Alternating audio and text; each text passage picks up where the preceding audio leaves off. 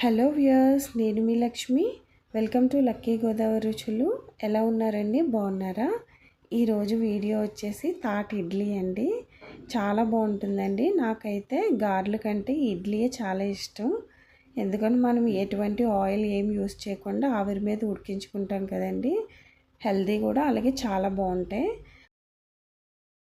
ముందుగా 2 కాయలు తీసుకొని దాన్ని వీడియోలో చూపిస్తున్న విధంగా విడగొట్టుకుని పై తొక్క తీసుకొని పక్కన పెట్టుకోవాలండి. అలా మొత్తం అన్నీ తీసుకుని పక్కన పెట్టుకోవాలి. కాయలన్నీ అలా తీసుకున్న తర్వాత మనం గుజ్జు తీసుకోవాలండి. గుజ్జు మొత్తం తీసుకున్న తర్వాత పీచేమీ లేకుండా మనం ఫిల్టర్ చేసుకోవాలి. ఇప్పుడు అందులో ఒక కాయ తురుముకున్న కొబ్బరికాయ తురుము వేసుకోవాలండి. వేసుకొని ఇడ్లీ రవ్వ వేసుకోవాలి. నాకైతే 1/2 కేజీ పట్టిందండి. పిండి ముద్ద అలా ఉండేలా కలుపుకోవాలి. మీకు ఎంత పడితే అంత ఇడ్లీ రవ్వ కలుపుకోండి. అంతేనండి. ఆ పిండిని మనం ఇడ్లీలాగా వేసుకొని ఆవిరి మీద ఉడికించుకోవాలి.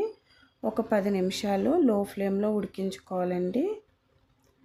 అంతేనండి. ఎంతో టేస్టీ తాటి ఇడ్లీ రెడీ అయిపోతుందండి. టేస్ట్ అయితే చాలా బాగుంటుంది. తప్పకుండా ట్రై చేయండి.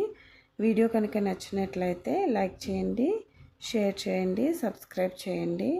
Bye viewers.